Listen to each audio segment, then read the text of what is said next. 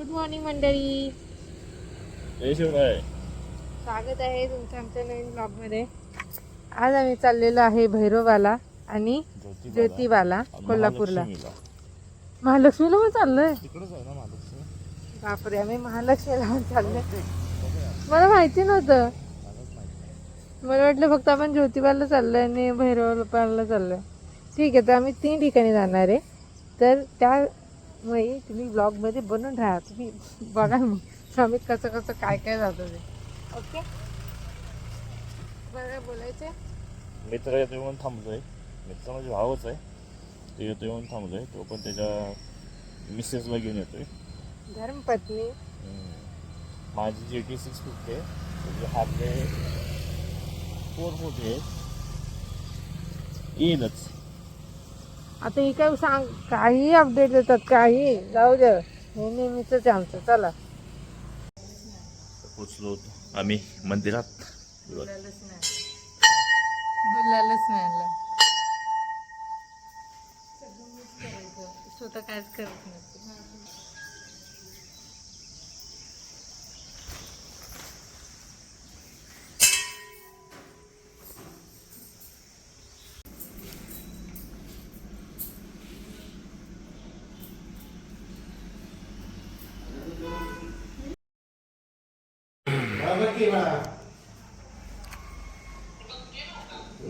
नारळ आता फोडायला झालंय. देवाच्या पाया पडून झालेलं आहे.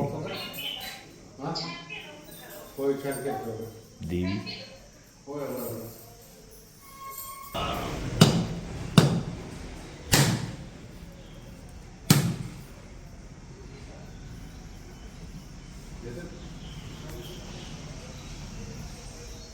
एका दणक्यात नारळ फोडला असेल. मन असेल तर पाया पडून घ्या, कारण की अजून पडलं नाही तुम्ही. गुड. देवा बुद्धी दे, सर्व व्यवस्थित होते, सर्व व्यवस्थित चालू दे. कुणाचं समजून घे. मागा गरज आहे तुम्हाला बुद्धीची खूप. आता आमचं भैरवनाथाचं दर्शन झालेलं आहे आणि रोजच्या प्रमाणे माझ्या नवऱ्याने कूच घातलेली आहे. त्यांनी माझ्याशी भांडणं केलेली आहे. ते काही दररोजच आहे, म्हणून आता आम्ही कंटाळलेलो नाही एकमेकांना. आम्ही निर्लज्जासारखं हसत आहोत. आणि बस मी काय नाही केलं, ह्यांनीच केलं. मी त्यांना फक्त एवढं बोलली की आमच्यासोबत जे आलेले ना ते गाडी घेऊन पुढे गेले. मला वाटलं त्यांना माहिती नसेल, म्हणून मी ह्यांना काय बोलली, अहो त्यांना फोन करा, ते पुढे गेले. तर त्याच्यावर माझा नवरा बोलतो हे असं त्यांचं सुरू झालं. असं गाडी गुरकल्या का ते सुरू झाले. मग मी बोलणंच बंद केलं. म्हटलं जाऊ दे, बोलू देत, बोलते तर बोलू देत. नंतर मग मी काय करायचं, कुठेतरी काहीतरी केलंच पाहिजे ना आपण. म्हणून मी माझा आरसा बघायला घेतला की मला म्हणजे खोटं काय बोलताय. आरसा नीट आहे, हे फोटो वगैरे सगळं नीट आहे, काही मोडलेलं नाही. मी फक्त आरसा असा टर्न केला, पण ह्यांची गाडीच खराब आहे. तो लूज झाला खालून. मग मी काय करू शकते, फक्त लूज झाला खालून. नंतर त्याला आता आम्ही टाईट पण केलाय. पराचा कावळा करायची सवय आहे माझ्या नवऱ्याला. आता असं बघ. हां, आता आम्ही ज्योतिबाला चाललोय. ज्योतिबाला जाणार आणि नंतर दोन काय नंतर महालक्ष्मीला, नंतर घरी. ठीक आहे. उद्या सकाळ मुंबईला. अरे हा, 2 दिवस जागे. आज घरी गेल्यावर आवरायला लागेल सगळं. ठीक आहे, चला परत मी पॅक होते आता. बाय.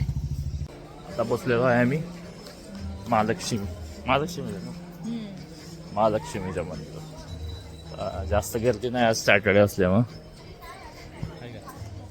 काय अँगल पकडतात कधी कधी ना. आणि तोंडात घुसवा माझ्या. हा, मला बोलतात मी आता मी पोचलोय महालक्ष्मीच्या मंदिरात. आज जास्त गर्दी नाही, शनिवार असल्यामुळे. तरी सुद्धा बऱ्यापैकी गर्दी आहे. मी परत घेतलंय.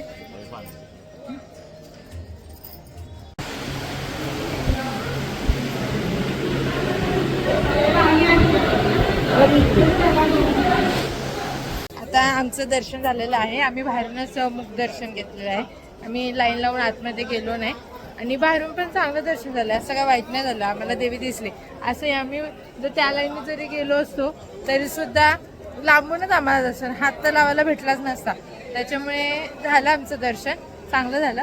उलट बाहेरूनच चांगलं झालं. धक्काबुक्की नाही, जास्त वेळ थांबलो नाही, काय नाही. ह्याच्यानंतर आम्हाला जायचंय ज्योतिबाला, त्याच्यामुळे आम्ही बाहेरूनच मुखदर्शन घेतलं.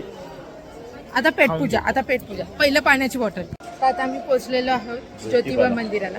ज्योतिबा मंदिरामध्ये शकता आज जास्त गर्दी नाही आहे ॲक्च्युली. गर्दी नाही आहे आज. रविवारी खूप गर्दी असते इथे.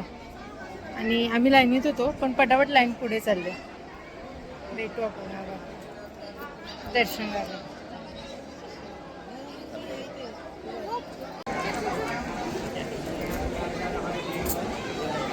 आता एंट्री करतोय मी मंदिरात.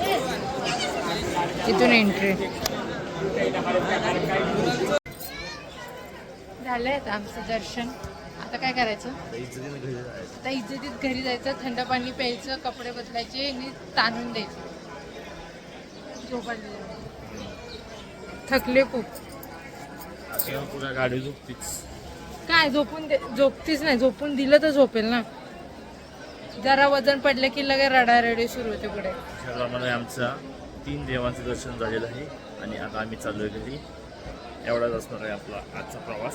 ठीक आहे. तर तुम्हाला व्हिडिओ आवडली असेल तर व्हिडिओ लाईक करा, सबस्क्राईब करा, शेअर करा, कमेंट करा. भेटूया पुढच्या व्लॉगमध्ये.